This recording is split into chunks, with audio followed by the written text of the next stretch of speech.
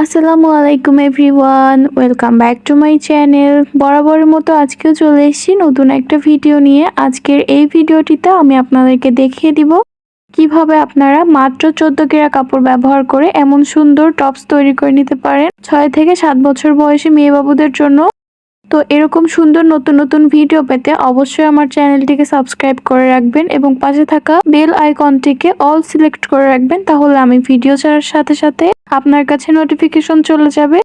তো আমি এখানে প্রিন্টের কাপড়টি প্যান্টের কাপড় থেকে বেঁচে যাওয়া কাপড় নিয়েছি এবং কালো কালারের কাপড়টি আমি এখানে টোটাল 14 গ্রাম পরিমাণে ব্যবহার করেছি। তো আমি প্যান্ট তৈরির ভিডিওটিতে আমি বলে দিয়েছিলাম যে প্যান্ট তৈরি করার পরে যে কাপড়টুকু বেঁচে রয়েছে এই কাপড়টুকু দিয়ে আমি পরবর্তীতে একটা টপস তৈরি করে দেখাবো। আমি এখানে 2 হাত বহরের কালো কালারের কাপড় ব্যবহার করেছি। তো কাপড়টিকে আমি মাঝখান থেকে যে ভাঁজ থাকে এই ভাঁজ অনুযায়ী কেটে নিয়েছি এবং এখানে আমার 2টা পার্ট বের হয়ে গিয়েছে। তো আমি চওড়ার অংশটি লম্বা হিসেবে ব্যবহার করব। তো এখানে আমার 18 ইঞ্চি লম্বা রয়েছে, 31 ইঞ্চি চওড়া রয়েছে। এই পর্যায়ে কালো কালারের কাপড়টি 2 পার্ট রয়েছে, তো আমি মাঝখান থেকে আরেকবার ভাঁজ করে দিয়ে টোটাল 4 পার্ট করে নিয়েছি। আমি এখন এই যে প্রিন্টের কাপড় থেকে উপরের টপ পার্টের অংশটি কাটিং করব। তো আমি লেন্থ রেখেছি 5.5 ইঞ্চি এবং চওড়া রেখেছি আমার এখানে 10 ইঞ্চি। তো আমি মার্ক অনুযায়ী এখানে স্ট্রেট লাইন কেটে দিব এবং এই অনুযায়ী কাটিং করে নিব। যেহেতু আমি এখানে 1 পার্ট কাপড় কাটিং করে নিয়েছি, এর জন্য আমি কাপড়টি এই যে মেন কাপড়ের উপর রেখে আরো একটা কাপড় কাটিং করে নিচ্ছি। এখন 2টা কাপড়ে এভাবে মাঝখান থেকে ভাঁজ করে দিয়েছি। তো আমার গলার চওড়া রেখেছি 2 ইঞ্চি এবং সামনের গলার লম্বা রেখেছি 3.5 ইঞ্চি। এছাড়াও পেছনের গলার লম্বা রাখবো 2.5 ইঞ্চি। তো মার্কগুলোকে সুন্দর করে বক্স শেপ করে দিব। প্রথমে বক্স শেপ করে দেওয়ার পরে আমি এখানে আমার পছন্দ অনুযায়ী রাউন্ড শেপ করে কাটিং করে নেব। তো আপনারা চাইলে এখানে আপনাদের পছন্দ অনুযায়ী গলা তৈরি করতে পারেন। এই পর্যায়ে আমি এখানে 5.5 ইঞ্চিতে মার্ক করব এবং এই যে এভাবে একটু রাউন্ড করে দিব। এই মার্ক অনুযায়ী এখন কাটিং করে নিব। ভিডিওটি ভালো লাগলে অবশ্যই ভিডিওটিতে একটা লাইক করে দিতে পারেন। আমি এই যে 2 সুতার মতো একটু কাপড় কেটে নিয়েছি শোল্ডার টাউনের জন্য। প্রথমে আমি পেছনের গলাটি কাটিং করব এবং পেছনের পাটটি সরিয়ে রেখে আবার সেম ভাবে ভাঁজ করে দিব। তারপর আমি এই যে সামনের গলার অংশটি কাটিং করে নিচ্ছি। জামাটি পরার সুবিধার্থে আমি এখানে পেছন সাইডে একটা টিপ বোতাম লাগিয়ে নিব। এর জন্য আমার মেইন বডির পার্টটিকে মাঝখান থেকে ভাঁজ করে আমি কাটিং করে নিয়েছি। বোঝার সুবিধার্থে আমি এখানে একটা মার্ক করে রাখবো। তো এই যে কালো কালারের কাপড়টি নিয়ে নিয়েছি 2.5 ইঞ্চি লম্বা এবং 2.5 ইঞ্চি চওড়া করে এভাবে 2টা মার্ক করেছি এবং মার্ক দুটাকে এভাবে রাউন্ড করে মিলিয়ে দিচ্ছি। এই অনুযায়ী কাটিং করে নিচ্ছি। এই টপসটি কাটিং করে নেওয়া কিন্তু খুবই সহজ। তো দেখতে পাচ্ছেন এভাবে আমার আর্মহোলের অংশটি থাকবে। খোলা সাইডে আমি আর্মহোলের জন্য কাটিং করেছি এবং আমি যে সাইডে রয়েছে এটি বন্ধ সাইড। তো এই সাইডে 1/2 ইঞ্চি একটু কাটিং করে ফেলে দিব। তো আমি নিচে পাইপিনের মতো যে অংশটুকু রেখেছি প্রিন্টের কাপড় দিয়ে তৈরি করেছি এটি। তো এর জন্য আমি 2.5 ইঞ্চি চওড়া করে কাপড় কেটে নিচ্ছি। এই কাপড়টির লম্বা রাখতে হবে, আপনারা যে পরিমাণে কালো কালারের কাপড়টি রাখবেন সে পরিমাণে এখানে লম্বা রাখতে হবে। আমি আমার প্রয়োজন অনুযায়ী কাটিং করে নিচ্ছি এবং দেখেন আমার এখানে যে এক্সট্রা কাপড়টুকু রয়েছে এই যে এই এক্সট্রা কাপড়টুকু দিয়ে কিন্তু আমি পরবর্তীতে অ্যাপ্লিকের কাজ করেছি। অলরেডি ভিডিও দেখতে পেয়েছেন, আমার চ্যানেলে আপলোড করে দিয়েছি। যারা এখনো দেখেননি দেখে নেবেন। এখানে আমি একটি কাপড় নিয়েছি। তো এই যে দেখেন আমাদের যে কোনো কাপড়ই একটু আড়াআড়ি ভাবে টান দিলেই বেড়ে যায়। ড্রেসটির গলার অংশের জন্য এভাবে বাঁকা করে কাপড়টি কাটিং করে নিব। কাপড়টির চওড়া রেখেছি 1.5 ইঞ্চি। তো 1.5 ইঞ্চি করে আমি চওড়া রেখে এখানে কাপড়গুলো কাটিং করে নিয়েছি।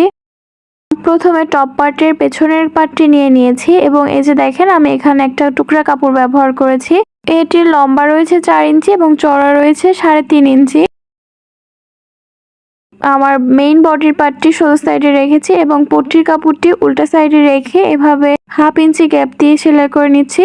তো এই পর্যায়ে আমি এখন নখ দিয়ে একটু ঘষে নিব ফিনিশিং ভালো আসার জন্য। আমি এখানে বোতাম লাগানোর জন্য এই যে পট্টিটুকু এখানে 1 ইঞ্চি চওড়া রাখবো। এই যে দেখেন 1 ইঞ্চি চওড়া রেখে আমি বাকি অংশটুকু মুড়িয়ে ভাঁজ করে দিয়ে এখানে সেলাই করে নিব। তো আমি এখানে একটু বেশি পরিমাণে কাপড় নিয়েছি যেন এটি একটু শক্ত বা মোটা টাইপের হয়। তো এখানে একইভাবে আমি অপর সাইডেরটিও সেলাই করে নেব। তো আমার কাছে যেহেতু প্রিন্টের কাপড়টি একটু কম ছিল তাই আমি কালো কাপড় দিয়ে করেছি। এখন আমি দেখেন একটার উপর একটা ভাবে রেখে এখানে সেলাই সুবিধার্থে আমি সেলাইটি করে নিলাম। এই পর্যায়ে আমার নিচের কাপড়টি সোজা সাইডে রয়েছে এবং উপরের কাপড়টি উল্টা সাইডে রেখে আমি শোল্ডারটি সেলাই করে নিচ্ছি। এখানে আমি অবশ্যই ডাবল সেলাই করে দিব, আপনারাও এখানে ডাবল সেলাই করে দিবেন। আমি এখানে শোল্ডার সেলাই করে নিয়েছি। এখন আমি টপ পার্টের সাথে নিচে কুচির পার্টটি সেলাই করে নিব। এর জন্য প্রথমে আমি এই যে কুচি তৈরি করে নিব। তো কুচি তৈরি করার জন্য সবচেয়ে সহজ পদ্ধতিতে আমি কুচিটি তৈরি করে নিয়েছি। এখানে 1/2 ইঞ্চি গ্যাপ দিয়ে মেশিনের সবচেয়ে বড় সেলাইটি দিয়ে আমি স্ট্রেট সেলাই করে নিয়েছি এবং পরবর্তীতে আমি যে কোনো একটা সুতা ধরে টান দিলেই এভাবে খুব সহজেই কুচি তৈরি হয়ে যাবে। এভাবে কুচিটি দিলে অনেক ছোট ছোট করে কুচি দিয়ে নেওয়া যায়। তো আমি এখন বডির পার্টের সাথে কুচির পার্টটি সেলাই করে নিব। এর জন্য বডির পার্টটি সোজা সাইডে রেখেছি এবং কুচির পার্টটি উল্টা সাইডে রেখে 1/2 ইঞ্চি গ্যাপ দিয়ে এখানে স্ট্রেট সেলাই করে নিব।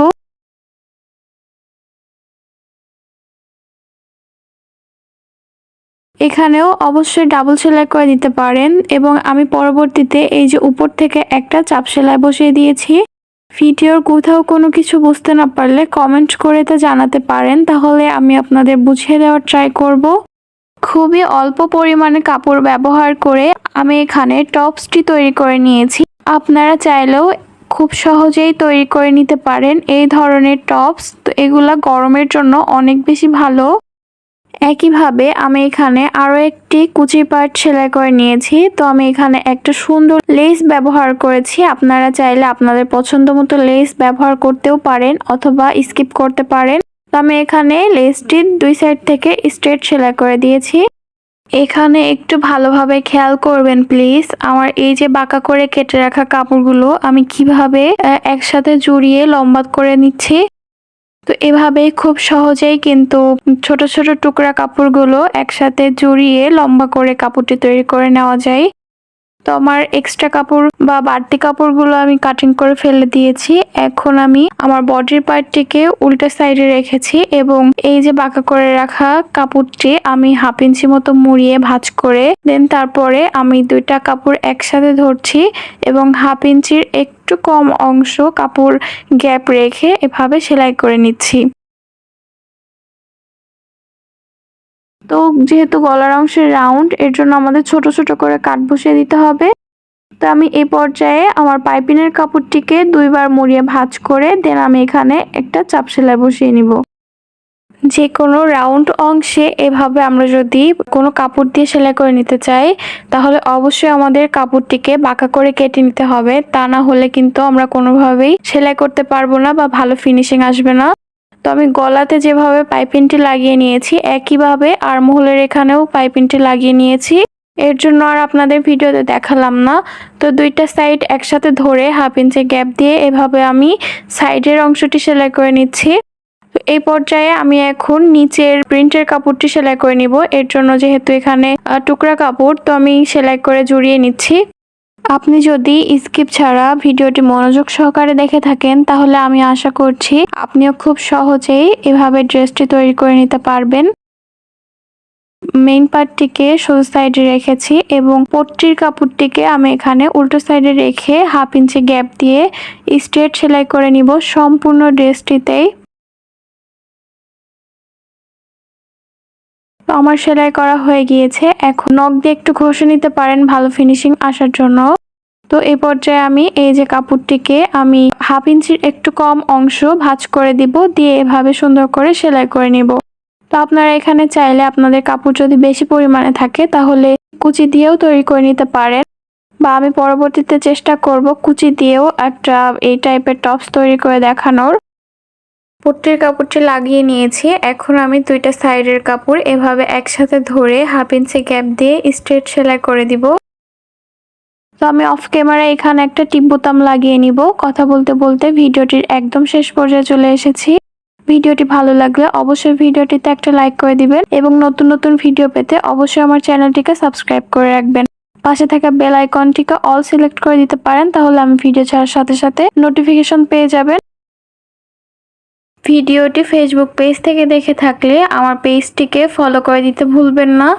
সবাই ভালো থাকবেন, সুস্থ থাকবেন, আমার জন্য দোয়া করবেন। Thanks for watching. আল্লাহ হাফেজ।